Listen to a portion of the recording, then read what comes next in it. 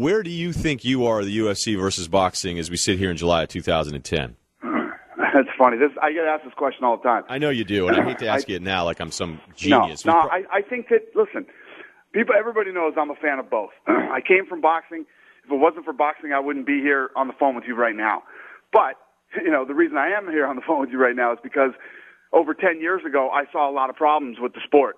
And, at the time, I was looking to get into boxing, and we were going to become boxing promoters. But I saw this opportunity with the UFC, and when I was introduced to the sport, I was blown away by it.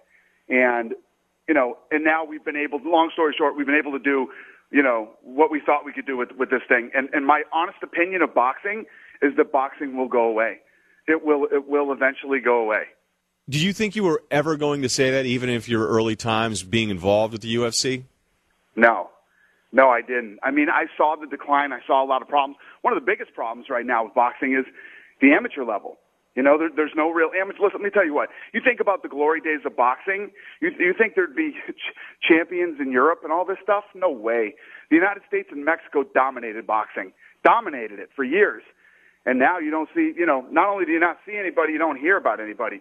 Floyd Mayweather and Manny Pacquiao are probably two of the best fighters out there right now. And, boxing's in a lot of trouble. And listen, I don't wish it any ill will. And it's not because the sport isn't good or anything like that. It's just, it's so fragmented and so many bad things have happened. And nobody's going to stick their hand in their own pocket and spend their own money to save the sport of boxing. Nobody's going to do it. Dana White's the UFC president, speaking with Ryan Russillo on the Scott Van Pelt Show on ESPN Radio. You've mentioned boxing's problems, and I've covered it enough to understand it. It's pretty simple to figure out how screwed up it is with all the different divisions, all the stripping of belts. I mean, a lot of the stuff that goes on that doesn't make any sense.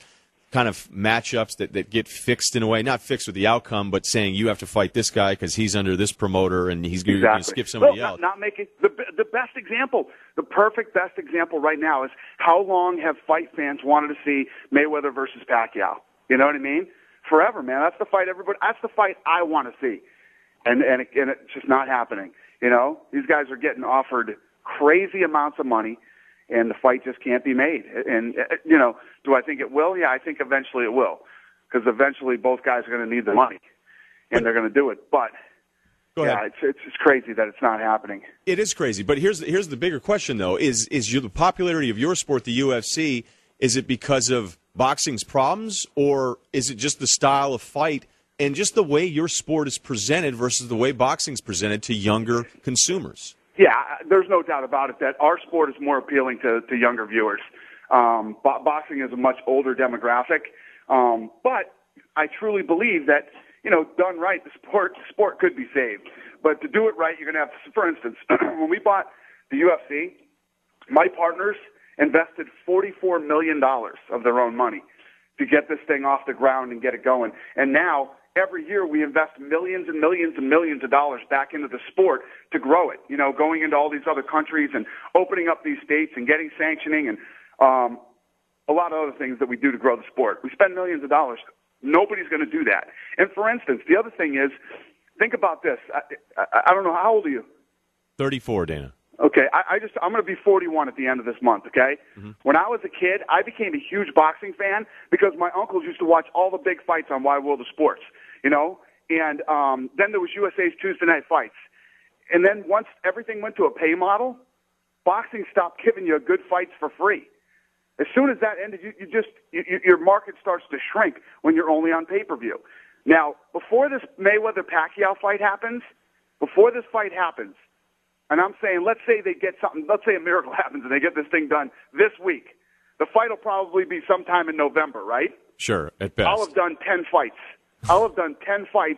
and I don't know, maybe out of the 10 fights, 4 of them will be on free TV by the time that fight happens, if it comes together and happens in November. I'll end with this. Do you know who David Haye is? Haye. David Haye, yeah, it sounds familiar. I don't know, but it sounds familiar. He is a heavyweight champion of the world, and he's from England. So I'm just trying to prove the point today that perhaps boxing's losing its effectiveness. And I wasn't trying to put you on the spot. I'm a fight guy. I'm a boxing guy, and the name sounded familiar, but didn't know who it was. Well, that's probably better than most of our listeners have done today with it. Hey, Dana, thanks for your time. We'll see you out there soon, all right? Thank you very much, man.